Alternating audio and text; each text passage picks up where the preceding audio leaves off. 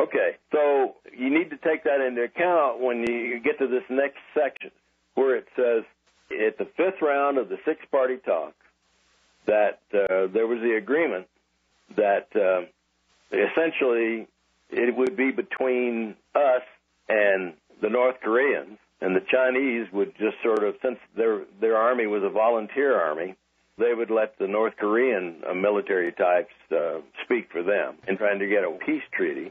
And so this president that South Korea had last year, at the conclusion of these talks they were in Australia. Okay. They had a press conference, and their president named Roh, I guess that's the way you pronounce it, I don't know, R-O-H? Right, yeah, I think that's right. I think I did not hear, this is him saying, through a translator, I think I did not hear President Bush mention the declaration to end the Korean War just now. If you could be just a little bit clearer in your message, that would be very much appreciated. Okay, this is what he says, their president says to ours. To which Bush replied, I can't make it any more clear, Mr. President. We look forward to the day when we can end the Korean War. That will happen when Kim Jong-il verifiably gets rid of his weapons programs and his weapons. Okay? Now, that ain't going to happen probably ever, at least for this Bush administration and maybe even the successor to the Bush administration.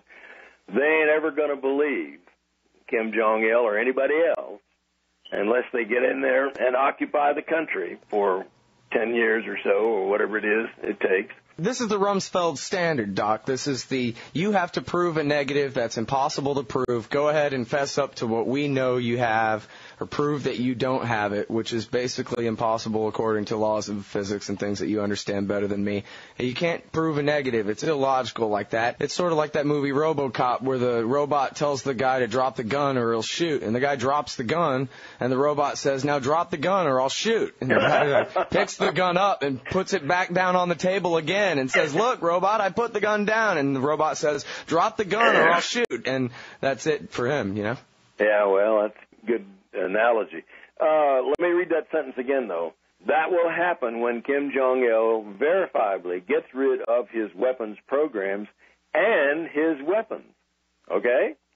Now, here's another aspect of something that the Bush administration has done, which is probably irreparable, and that is in order to keep the Iranians from building a natural gas pipeline through Pakistan down into India, the Condi Rice whizzed down there and they set up this so-called agreement whereby we were going to modify our law, United States law, and we're going to have peaceful nuclear cooperation with India.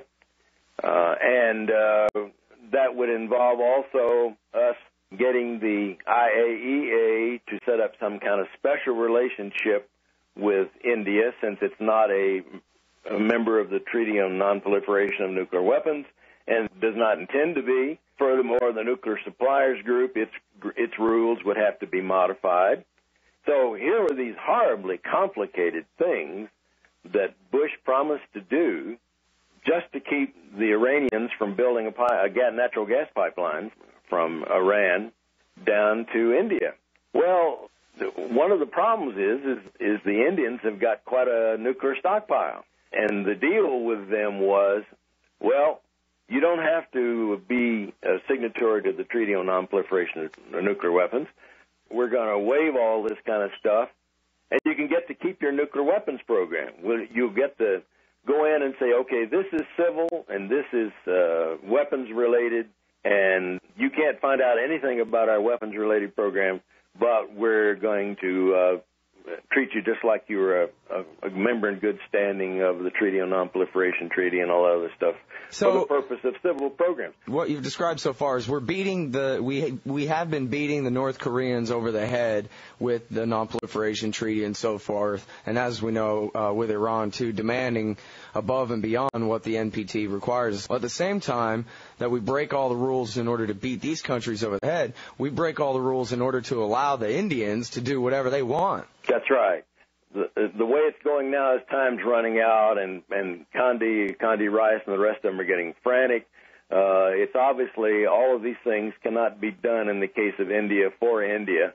But in any case, the precedent has now been established. And so the North Koreans, they obviously now have, thanks to Bush, thanks to his abrogating that agreed framework, thanks to them restarting their weapons-grade plutonium-producing reactor, and announcing that up to now it had been all peaceful, but they were changing their views now. And then, of course, they actually built, apparently, and tested a nuclear device of some kind, at least semi-successfully. We don't know how successful it was, but they definitely did do something. And the Russian seismic results give a number considerably higher than what our estimates are. But those are very, very difficult to make, the yield measurements by the seismic signal. You have to know exactly when the nuclear weapon was detonated. I mean, exactly. And you have to have the terrain.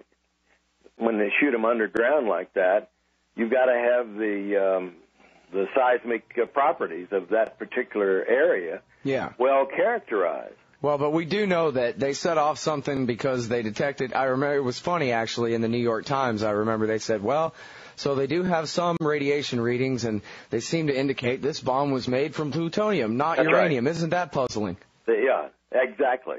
And so now here we are again. Bush announced today that we were going to begin the process of removing the North Korea, Democratic People's Republic of Korea, from the state-sponsored terrorism list or something like that. Is that right?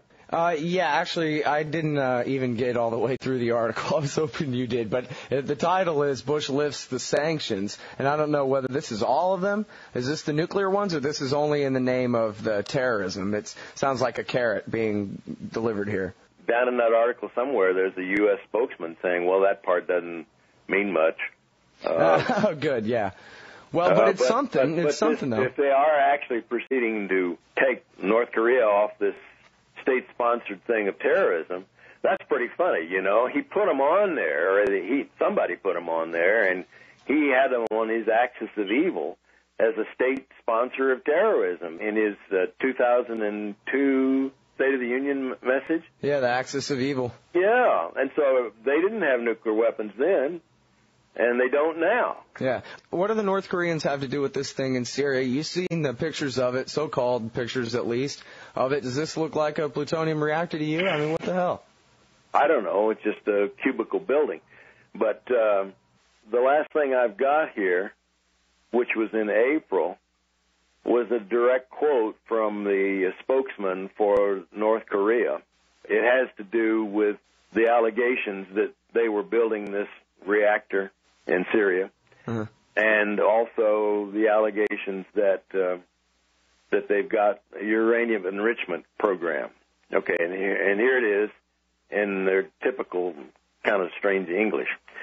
The U.S. side is playing a poor trick to brand the DPRK as a criminal at any cost in order to save its face.